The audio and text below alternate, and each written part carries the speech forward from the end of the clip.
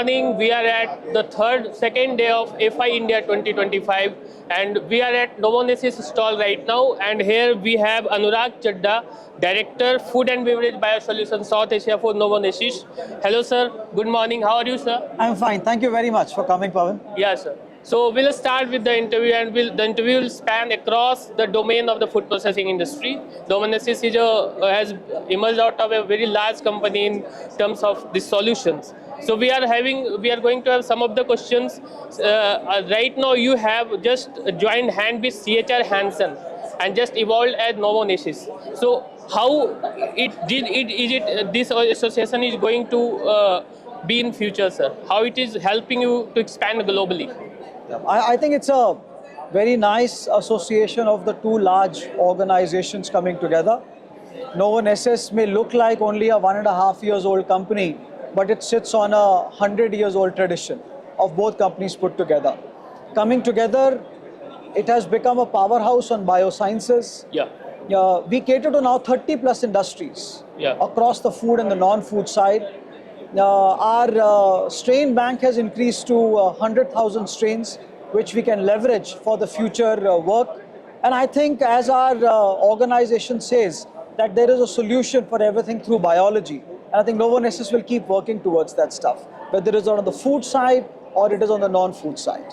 So, sir, how has it helped you globally to expand? You have become a bigger association than previous one, Novozymes. So, how it is helping you to expand globally? Yeah, I think both the organizations were deep-rooted in research and biosciences.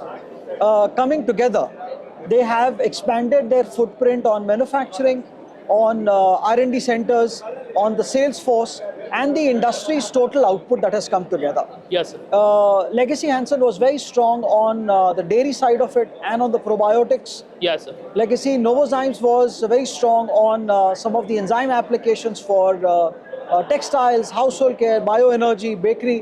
When it comes together, the expanse for the organizations become very wide globally. And I think we are present in every part of the world now.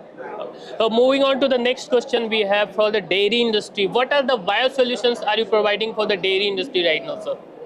So biosolutions from our side helps in the dairy industry to modulate the taste, the texture, create more health benefits, and also the productivity. Right? To give you a little bit more deeper on this, we've got fermentation solutions through our cultures, which help in making the curd, the yogurts, alters the texture of the milk completely to make those beneficial products for the consumers. Then we've got enzymes and the cultures together, which helps to make the cheese from the coagulation to the fermentation altogether. In cheese, you have got only milk, enzyme culture, and salt. Change the culture and you get a different kind of a cheese altogether. Then we have come up with a lot of probiotics to create more health into the dairy. LGG and BB12 are the two most prominent strains of probiotics that we have, which go into the dairy worldwide for us. Even in India now we have them in these products. And also we are helping the dairy industry to increase the shelf life of all these products, because all dairy products are perishable. They have a very short shelf life. With some of our very advanced technologies on bacterial cultures, the shelf life can be improved.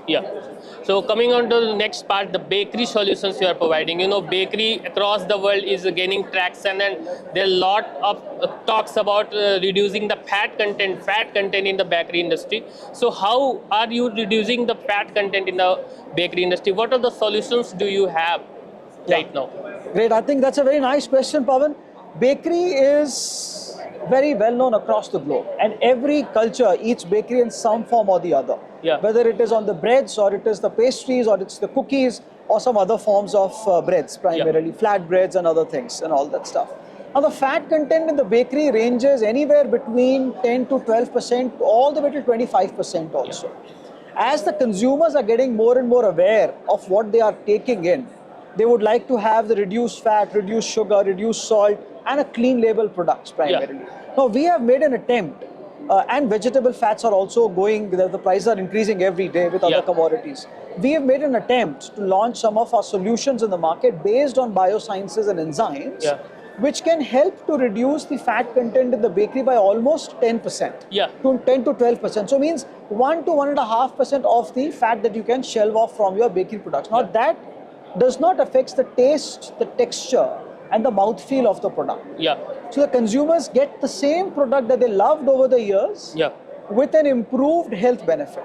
And it also gives more productivity to the companies. Now, this is a very complex play of enzymes and the food matrix in the baking, which helps to reduce it. And enzymes like our combination of proteases and lipases, they work very well to come up with these kind of solutions in the bakery.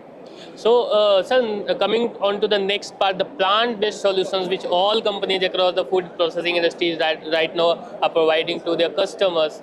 So, we would like to just tell you that Novonesis just introduced Verterra Velvet globally in May. Yeah. Okay.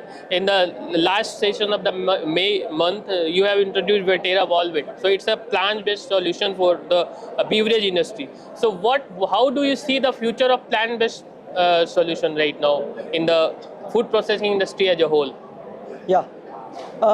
So I think the good part is that there's a lot of traction getting for the plant-based products. Yeah.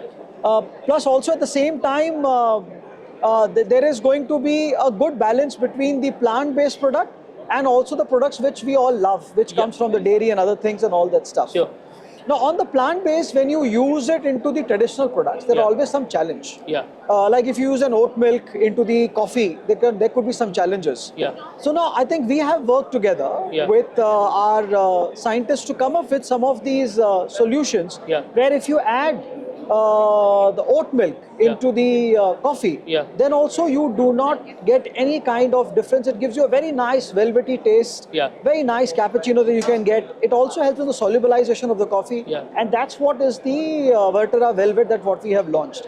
I think it's going to be a very good innovation in the market for all the coffee baristas. Yeah. So coming on to the next one, the nutraceutical just solutions which Novonesis is right now providing. What type of solutions are you providing to this sector, sir?